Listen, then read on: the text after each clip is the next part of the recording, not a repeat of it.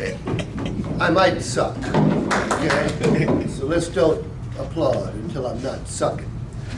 Good morning. Good morning. My name is Steve Richards, and how many of you in this room actually care? Raise your hand. Okay.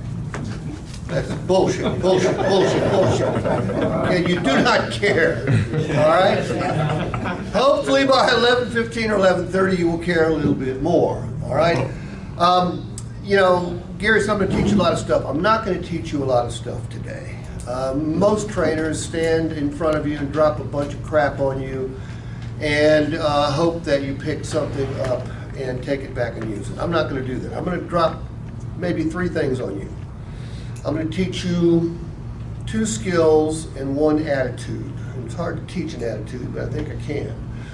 And if you can grasp, and you will be able to grasp if you care, these concepts, you will need to practice them before you can truly take advantage of them. I'm under no illusions about changing someone's life in 2 hours and 15 minutes. And by the way, we're scheduled to be here 2.5 hours. If I get good participation, I promise you I'll get you out of here before that. Is that cool? Okay? I'm not going to keep you 1 minute longer than I have to. I'm not going to shortcut anything, but I will not keep you 1 minute longer than you have to. Now, why are you here? They were told to be. Can I do the fucking seminar, please?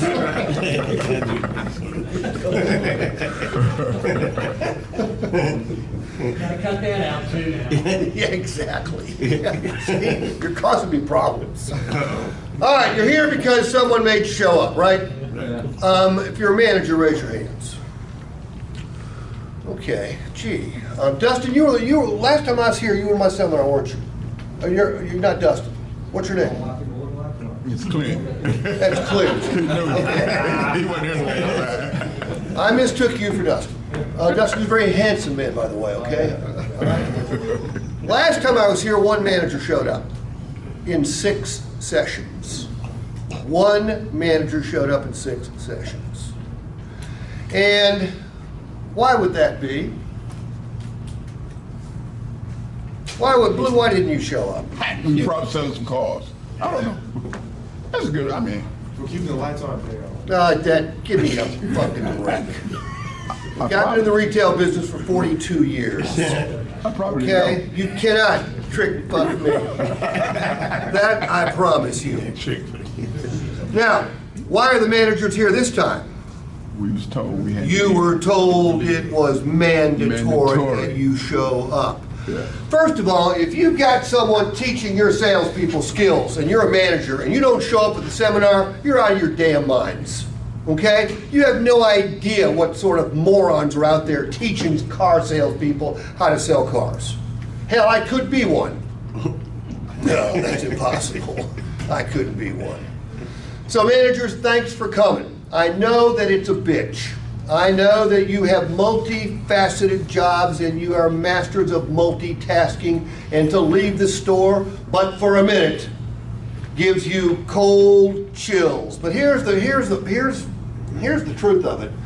The best managers are the ones that can leave their stores and nothing misses a beat. True or false? True. Those are your best managers right there. The ones that have to micromanage everything are not particularly good managers. But anyway, I thank you for coming. And if you got any feedback from the managers who showed up yesterday, I hope, did you get any feedback from the managers who showed up yesterday? What'd they say? Our GM said it was a very good class. Very much impressed. First one he ever went to. Normally when I do a seminar, it's the best seminar anyone's ever attended. That's a cold, hard fact, okay? Might not work out today, but that's a fact. Good morning, how are you? I'm Steve Richards. Wayne, why are you so mad? I'm not. This is my place. I get that a lot. Good to see you. You guys do me a favor, text this information to that number so we can make sure you get credit for being here. Thank you.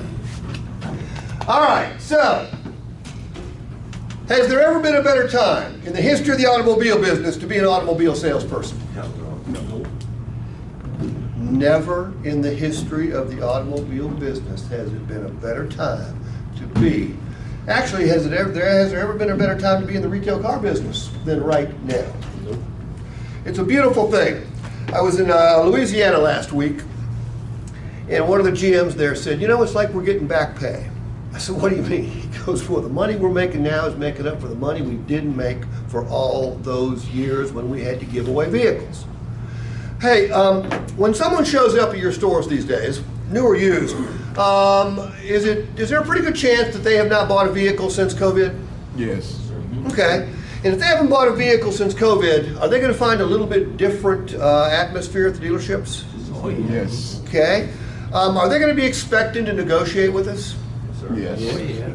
Are we going to negotiate with them? No. In most cases, no.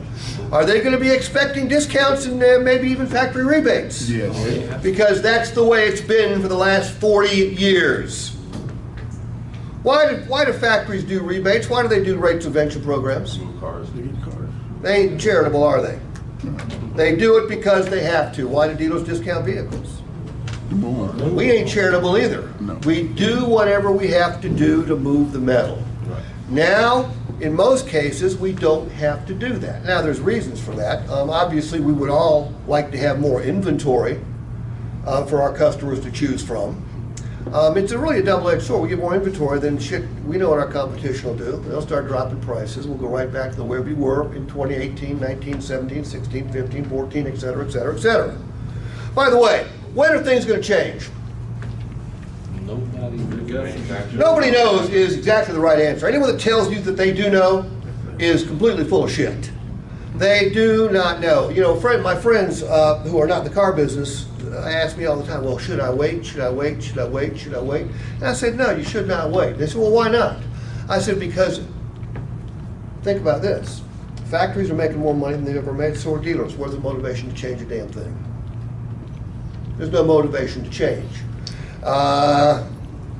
Is the chip shortage gone? No. Supply chain issues disappeared? No. No. The only thing I'm concerned about are interest rates. They're going up. See, when I started in the business, before most of you were born, I started in an economic time just like we're in right now.